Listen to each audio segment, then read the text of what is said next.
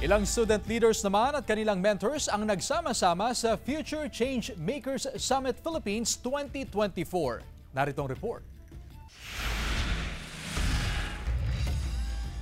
Mula sa iba't ibang panig ng bansa, nagsama-sama ang mga student leader at kanilang mentors para sa Future Change Makers Summit Philippines 2024 na ginanap sa Makati City. Layo nitong turuan silang bumuo at magpatupad ng mga proyektong makatutulong sa kanilang mga komunidad na pupondohan ng Kennedy Lugar Youth Exchange and Study Program. To give them ideas how to implement their projects and in the long run to make it sustainable.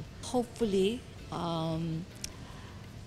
in the next couple of years, forward, we hope that it will generate more interest, not only in certain alumni, but all over the country.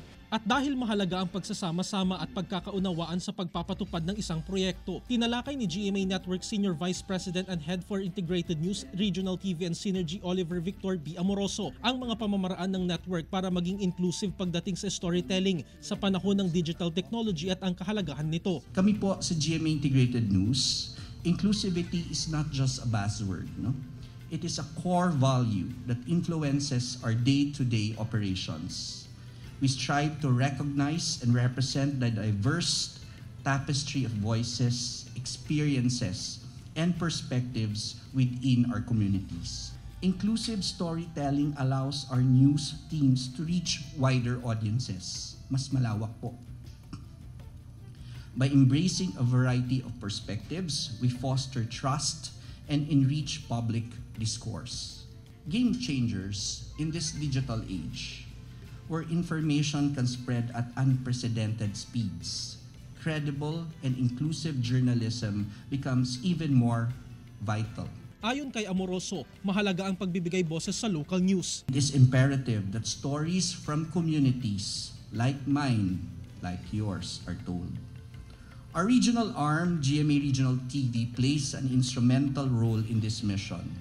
Our news teams hail from the very localities they report on.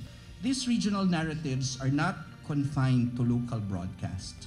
They are integrated into our national platforms. Binanggit din ni Amoroso ang panata kontra fake news na isinusulong ng Kapuso Network kasama ang mga industry leaders, media organizations, tech giants at educational institutions na labanan ang lumalalang problema ng fake news at mapaglinlang na impormasyon. Together, let us cultivate a culture of inclusivity in storytelling, one that ensures every individual is seen, heard, and valued. Let this moment spark meaningful conversations that we should pave the way for a future where journalism shines as a beacon of hope, understanding, and unity. Ideas without action are useless. Desire to change is useless if you don't take action. Only actions lead to results. I've learned a lot from this event, how we can engage the youth in terms of some grassroots problem. And with this learnings, I wanted to foster it more to giving back to my community. Jarek Pasilyao, 1 North Central Luzon.